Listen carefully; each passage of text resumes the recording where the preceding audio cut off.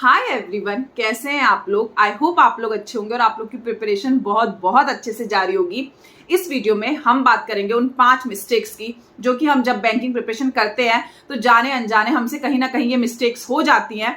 हम कैसे इसे इम्प्रूव करें और अगर आप प्रिपरेशन कर रहे हैं तो आप ये मिस्टेक कैसे अवॉइड कर सकते हैं, पूरा हम इसमें बात करेंगे। सबसे पहली मिस्टेक है नॉट डूइंग प्रॉपर रिविजन। जब भी हम प्रिपेयर करते हैं हम कॉन्सेप्ट पढ़ लेते हैं, हम प्रैक्टिस कर लेते हैं और उसके बाद जब हम अपने देखते हैं, मॉक टेस्ट देते हैं हम सोचते हैं हमारे इतने मार्क्स नहीं आ रहे हैं। जब हम पेपर देने जाते हैं हम सोचते हैं हमारा क्लियर क्यों नहीं हो रहा है। तो इसका एक बड़ा रीजन है हम प्रॉपर रिवीजन नहीं करते। हमें लगता है हमने कॉन्सेप्ट पढ़ा, हमने प्रैक्टिस करी, हम तो सब कुछ अच्छे से कर रहे थे, हमें रिजल्ट क्यों नहीं मिल रहा।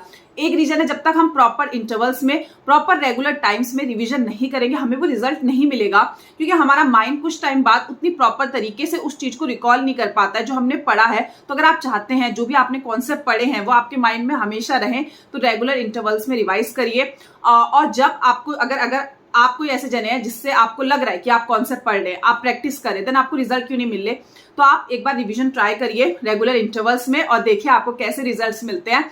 और कई बार हम इनफ प्रैक्टिस भी नहीं करते और इनफ प्रैक्टिस से यही मतलब है एक बार तो हमने कॉन्सेप्ट पढ़ा, उसके 1000 क्वेश्चन कर दिए, 100 क्वेश्चन कर दिए, कितने भी कर दिए, बट देन उसको कुछ टाइम बाद रिवाइज ही नहीं करा। उसकी चाहे आप 10 ही क्वेश्चन करें कुछ टाइम बाद, लेकिन रेगुलर इंटरवल में कोई भी कॉन्सेप्ट को रिवाइज करना बहुत इंपॉर्टेंट है।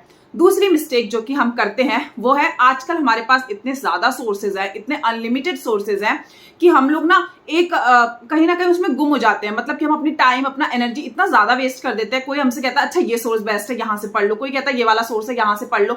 तो हमें लगता है कि कभी हम इधर चले जाते हैं, कभी हम उधर, और हमारा फोकस जो है वो आउट ऑफ, मतलब जो भी हमारी प्रिपरेशन है उससे आउट हो जाता है। तो बहुत इंपॉर्टेंट है जो भी आप सोर्सेस कर रहे हैं, अनलिमिटेड सोर्सेज में से अपने लिए जो बेस्ट सोर्स है वो चूज करना, लिमिटेड सोर्सेज में स्टिक रहना। और अगर आप ये करते हैं यही एक राइट स्ट्रेटेजी है आप जब प्रिपरेशन कर रहे हैं। अनलिमिटेड चीजें तो बहुत है लेकिन अपने माइंड और अपनी एनर्जी को उन चीजों में वेस्ट नहीं करना है, लिमिटेड चीजों में रहना है। जो भी आप पढ़ रहे हैं उस पर बिलीव करना है, ट्रस्ट करना है, तभी आपको बेटर रिजल्ट्स मिलेंगे। और जो तीसरी चीज है जो हम गलती करते हैं वो है हम मॉक टेस्ट देते हैं बट उसको प्रॉपर तरीके से एनालाइज नहीं करते हैं, और अगर करते भी हैं तो ऊपर ऊपर कर देते हैं। अब प्रॉपर तरीके से एनालाइज करना क्या होता है, बहुत सारी ऑलरेडी यूट्यूब में वीडियोस हैं आप कैसे एनालाइज करें। मैं भी एक वीडियो आपके लिए इसमें बना दूंगी कि हम कैसे कर सकते हैं। बट नॉर्मली जैसे अगर आपने कोई क्वेश्चंस, आपने मॉक टेस्ट दिया, आपने सबसे पहले आपने कोई क्वेश्चन अटेम्प्ट करा, मतलब आपको लगता था कि आप ये कर सकते हैं बट आपने वो गलत करा, तो आपसे कहाँ गलती हुई है, क्योंकि वो आपको नेगेटिव मार्किंग दे रहा है। तो सबसे पहले उसको देखना। उसके बाद जो क्वेश्चंस आपने नहीं करे हैं वो किस वजह से नहीं करे हैं, आपकी कॉन्सेप्ट की क्लैरिटी नहीं थी कि आप पेपर में उस समय जब आप मॉक टेस्ट दे रहे टाइमिंग की वजह से नहीं कर पाए, इस चीज को एनालाइज करना। और तीसरा, जो आपने क्वेश्चंस करे हैं वो आपका क्या टाइम कम कर सकते थे। अगर आपने कोई कॉन्सेप्ट पढ़ा था तो क्या आपने उसकी इनफ प्रैक्टिस नहीं करी है। तो इस अगर आप तीनों पैरामीटर्स को लेके प्रॉपर एनालाइज करते हैं तो आपको बेटर रिजल्ट्स मिलेंगे। तो बहुत इंपॉर्टेंट हो जाता है आपका ये तीसरी चीज पे वर्क करना कि मॉक टेस्ट देना लेकिन उसको प्रॉपर तरीके से एनालाइज करना। अब बात करते हैं हम चौथी गलती की जो हम सब करते हैं, अपने आप को कंपेयर करना दूसरों से और आउटर सराउंडिंग से इफेक्ट होना। इन अ सिंपल वे, मतलब आउटर सराउंडिंग में आपकी बहुत सारी चीजें आ जाएंगी। कट ऑफ से इम्पैक्ट होना, लाइक किसी ने बोला कि इसकी कट ऑफ तो ज्यादा जाती है, आप अपनी प्रिपरेशन की पूरी स्ट्रेटेजी चेंज कर देते हैं। मैं मानती हूँ, देखिए जब आप पेपर दे रहे हैं आपको पता है कि ये पेपर का लेवल ये हो सकता है। आप अपनी प्रिपरेशन इतनी ज्यादा अच्छी रखिए कि जो भी कट ऑफ जाए आप अपनी तरफ से बेस्ट दीजिए। जो आपने पिछली बार करा है उससे कंपैरेटिवली आपका इंप्रूवमेंट होना चाहिए। और अगर आपका इंप्रूवमेंट होगा ना तो आपकी कट ऑफ ऑटोमेटिकली क्लियर होगी, ना कि किसी से कंपेयर करने से। अगर आप किसी इंसान से, जैसा सपोज आप कोई कोचिंग जा रहे हैं या कहीं भी आप मॉक टेस्ट दे रहे हैं, अगर आप किसी और से अपनी परफॉर्मेंस कंपेयर करें तो क्या पता वो कितने टाइम से प्रिपेयर कर रहे हैं। सबका जो एजुकेशन बैकग्राउंड होता है वो डिफरेंट होता है, सबकी लर्निंग जो पावर होती है वो अलग होती है। कोई जल्दी सीख जाते हैं, कोई थोड़ा देर में सीखते हैं।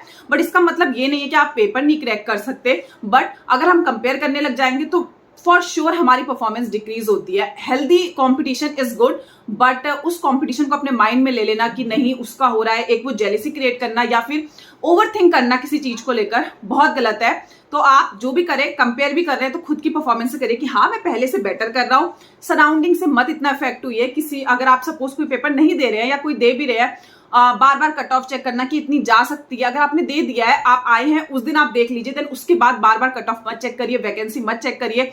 आप अपनी तरफ से बेस्ट दीजिए, आपको वहां बेस्ट देना है। आपका कंपटीशन है, जो उस पेपर की कट ऑफ जाएगी उसे क्लियर करना, तो अपना लेवल इतना बनाइए कि आप उस कट ऑफ को क्लियर करें। तो अगर आपने कट ऑफ क्लियर करी तो दूसरा चाहे उससे 10 मार्क्स ज्यादा लाए, आपको उससे नहीं फर्क पड़ना चाहिए। आपको फर्क पड़ना चाहिए अपने मार्क्स से, अपनी जो भी कट ऑफ जाएगी उससे आपके मार्क्स ऊपर आए। तो अगर आप ये करते हैं, आई एम श्योर आपको इसके रिजल्ट्स बहुत अमेजिंग मिलेंगे, क्योंकि ये गलतियां हम बहुत लोग करते हैं। हम लोग सराउंडिंग से अफेक्ट हो जाते हैं, वैकेंसी से अफेक्ट हो जाते हैं, कट ऑफ से अफेक्ट हो जाते हैं, तो हमें ये गलती नहीं करनी है। और जो 5वीं मिस्टेक है जो हमें, और यही एक जो सबसे इंपॉर्टेंट है, भले ये लास्ट है लेकिन ये सबसे इंपॉर्टेंट, अगर आपने इस चीज पे अपनी मास्टरी कर ली, आई एम श्योर आपको इतने इतने इतने अमेजिंग रिजल्ट्स मिलेंगे। आपको खुद रियलाइज होगा कि ये जो है बैंकिंग प्रिपरेशन का एक रूल है। अगर आपने ये चीज पे वो कर लिया है, वो है कंसिस्टेंसी। हम लोग ना कंसिस्टेंसी नहीं मेंटेन कर पाते। हम लोग क्या करते हैं, एक दिन 4-5 दिन लगातार पढ़ लिया, देन नेक्स्ट वीक कभी पढ़ते ही नहीं है, या फिर 2-3 दिन का गैप ले लेते हैं। और कई बार हम इतने ज्यादा क्वेश्चन कर ले, लाइक रिजल्ट आया नहीं, इस बार तो हमें क्रैक करना है, कुछ टाइम हम मोटिवेटेड रहते हैं, देन उसके बाद हम कम हो जाते हैं। हमें ये चीज नहीं करनी है। अपने गोल्स रियलिस्टिक बनाइए ताकि आप कंसिस्टेंसी मेंटेन कर सके। अगर आपने कंसिस्टेंसी मेंटेन कर ली, बिलीव मी, आपको कोई बीट नहीं कर सकता। आई डोंट नो जो लोग पढ़ रहे हैं कैसे पढ़े, उनका पेपर भले ही निकले, लेकिन आई एम श्योर अगर आपने कंसिस्टेंसी के साथ करा, आपका पेपर निकलेगा। अगर आप डिसिप्लिन है, कंसिस्टेंट है, आई एम श्योर आपका पेपर कोई नहीं रोक सकता निकालने से। और ये चीज मैंने भी विद टाइम सीखी थी कि हाँ, कंसिस्टेंसी बैंकिंग प्रिपरेशन में कितनी इंपॉर्टेंट है। ये मैटर नहीं करता आप एक दिन में 10 घंटे पढ़ रहे हैं या कितने घंटे पढ़ रहे हैं, ये मैटर करता अगर आप एक दिन में 3 से 4 घंटे भी पढ़ रहे हैं, लेकिन आप कंसिस्टेंसी के साथ पढ़ रहे हैं, आपको उससे ज्यादा बेटर और अमेजिंग रिजल्ट्स मिलेंगे।